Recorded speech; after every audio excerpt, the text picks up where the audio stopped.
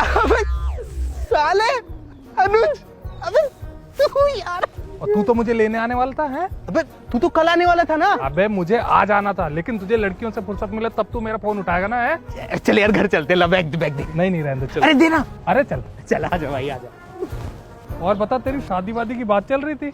वह शादी की बात क्या चल रही थी भाई, मेरी तो शादी तय भी हो गई। अरे वाह, बधाई हो मेरे शेर। थैंक यू भाई थैंक यू, लेकिन यार अनुज सूखी बधाई से काम नहीं चलेगा भाई। तो अबे तेरे को 3-4 दारू की पेटी का जुगाड़ करवाना पड़ेगा। अबे पागल है क्या, स्मगलिंग करेगा? अबे स्मगलिंग नहीं करनी, हाँ। हमारे जो रिश्तेदार है ना वो बहुत पियक्कड़ है। ओ। अब तू आ गया है तो कैंटीन से दारू वारू निकलवा लेंगे। और एक बात बता, तू पैदल पैदल घूम रहा है, बाइक कहाँ है तेरी? वो तो निकाल दी ना मैंने, भेज दी। क्यों?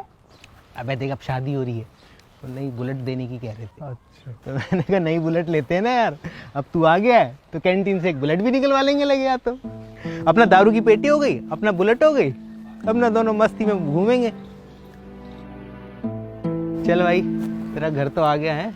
अच्छा, घर पे बताया तो नहीं है किसी को? नहीं मैंने नहीं बताया भाई, तूने मना किया था ना यार, ऐसे कैसे। फिर ठीक है सर। फिर मैं आऊँ कल सुबह आऊँ, अपना कैंटीन का कार्ड वार्ड रख ली यार, मतलब करवा लेते हैं यार ये, मतलब दारू और बाइक वाला काम है ना। चल फिर मिले कल, ठीक है? तू आराम कर, तब तक मिलते हैं कल।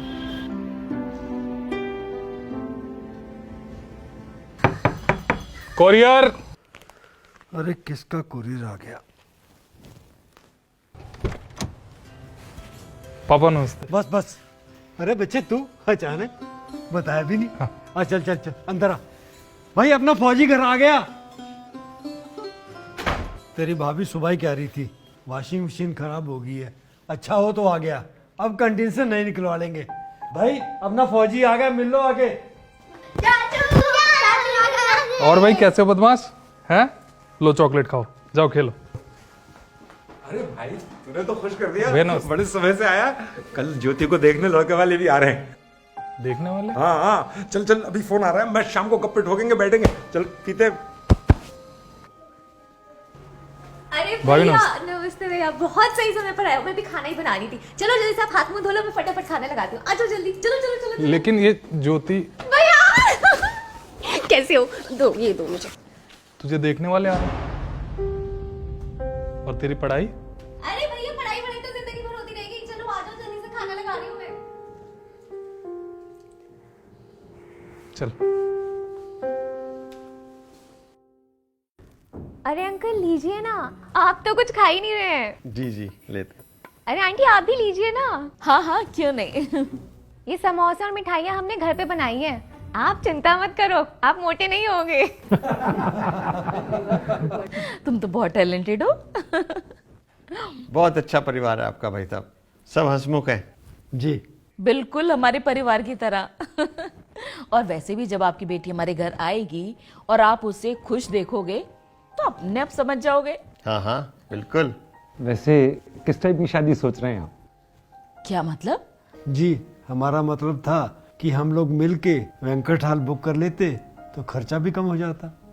देखिए शादी में खर्चा तो होता ही है, लेकिन हम दान दहेज प्रथा के बिल्कुल खिलाफ हैं। क्यों जी? न लेते हैं न देते हैं, बाकी आप अपनी बेटी को जो देंगे वो तो उसी का रहेगा ना। बात तो आपकी बिल्कुल सही है, लेकिन फिर भी कुछ डिमांड हो तो। मैं एक बात कहना चाहती हूँ आप लोगों से, अगर आप लोग बुरा ना माने तो। हाँ आप कहिए ना जो आपको कहना है। मैं ये कह रहा था कि जैसे आपकी बेटी है वैसे हमारी भी एक बेटी है, तो आपका बेटा तो फौज में है, क्यों ना इसका फायदा उठाया जाए। जैसे आप अपनी बेटी के लिए कैंटीन से सामान मंगवाएंगे, हमारे लिए भी मंगवा दीजिएगा। जी बिल्कुल। और वैसे भी अब तो रिश्तेदारी हो गई है, और रिश्तेदारी में हल्की फुल्की मदद तो लेना बनता है ना। हाँ भाई क्यों नहीं। जी बिल्कुल, इंसान ही इंसान के काम आता है। जी। और मैं तो कहूँगा आपके बेटे को फौज में जाना चाहिए। नहीं जी नहीं, हमारा तो इकलौता बेटा है, तो हम इसे फौज में कैसे भेज दें? क्यों? इकलौता बेटा फौज में नहीं जा सकता? अनुज ये क्या बोल रहा है, क्या हो गया तुझे? अरे भैया मैंने कुछ गलत कहा क्या? अगर इनका बेटा फौज में होगा तो कल को इन्हें किसी फौजी के आगे ऐसे भीख तो नहीं मांगनी पड़ेगी ना। भाई साहब। अनुज कैसी बातें कर रहा है, घर आए मेहमानों के साथ ऐसा करते हैं? अरे तुझसे एक हेल्प मांगी है, एक बात याद रख, फौजी होने का घमंड नहीं होना चाहिए, समझे? समझ तो मैं गया हूं पापा, जब से आया हूं यही देख रहा हूं कि हर कोई अपने फायदे की बात किए जा रहा है, पर किसी ने झूठे मुंह मुझसे एक बार ये तक नहीं पूछा कि तू कैसा है।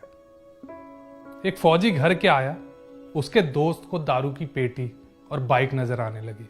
घर में घुसे हुए 1 मिनट नहीं हुआ था और आपने वॉशिंग मशीन की डिमांड कर दी, और अभी सब लोगों को दहेज का सामान नजर आ रहा है। ऐसा लग रहा है जैसे आपका बेटा नहीं कोई दिवाली ऑफर घर चल कर आया। ये हाथ देख रहे हो मेरा? माइनस के टेम्परेचर में रहकर मेरी हथेली की खाल निकल चुकी है।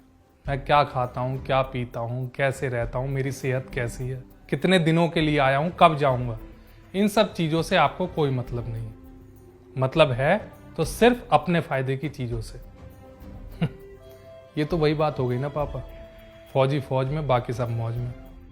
और मुझे लगता है शायद आपको अपने फौजी बेटे की इतनी जरूरत नहीं है जितनी उसके कैंटीन कार्ड की जरूरत है। आज से टेंशन मत लेना पापा, मैं आऊं या ना आऊं, आपको अपनी जरूरत की चीजें मिलती रहेंगी। और पापा मैं अपनी छुट्टी कैंसिल करवा के वापस बॉर्डर पे जा रहा हूं, क्योंकि शायद मेरे परिवार से ज्यादा किसी और के परिवार को उसके फौजी बेटे की जरूरत है।